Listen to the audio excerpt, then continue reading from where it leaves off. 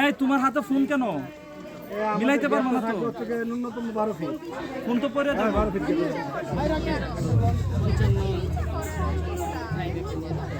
সংস্কৃতিকে আমরা লালন করি। প্রতি বছর পয়লা বৈশাখে আমরা বৈশাখী শোভাযাত্রা করি। আমরা ধর্ম বর্ণ নির্বিশেষে সকলেই কাঁধে কাঁধ মিলিয়ে একই সারিতে এসে আমরা এই সংস্কৃতিকে আমরা পালন করছি। আমাদের এই যে সাম্প্রদায়িক সম্প্রীতি, এটা সবসময় বিরাজমান। বাংলাদেশ সৃষ্টিলগ্ন থেকে অদ্যাবধি আমরা সুখে শান্তিতে এই সংস্কৃতি লালন করে আমরা বসবাস করছি। আমরা শান্তিপ্রিয় মানুষ।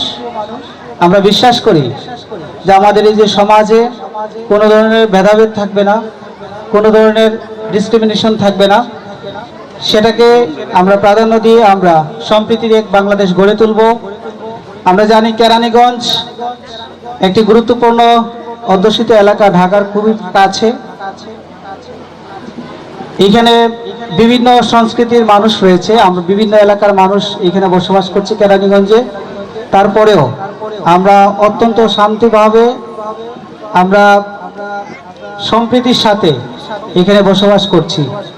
আমাদের এখানে যারা উপজেলা পরিষদের কর্মকর্তা কর্মচারী বৃন্দ এবং প্রশাসন আছেন, বাংলাদেশ পুলিশ আছেন, সম্মিলিতভাবে আমরা আজকে এই আয়োজনটি করেছি।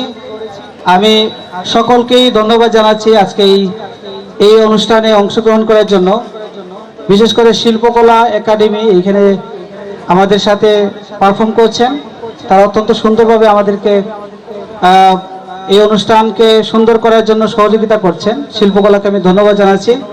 পাশাপাশি এইখানে আমাদের ক্রীড়া সংস্থাও আছেন এবং যুব সমাজ, ওনারাও এখানে অংশগ্রহণ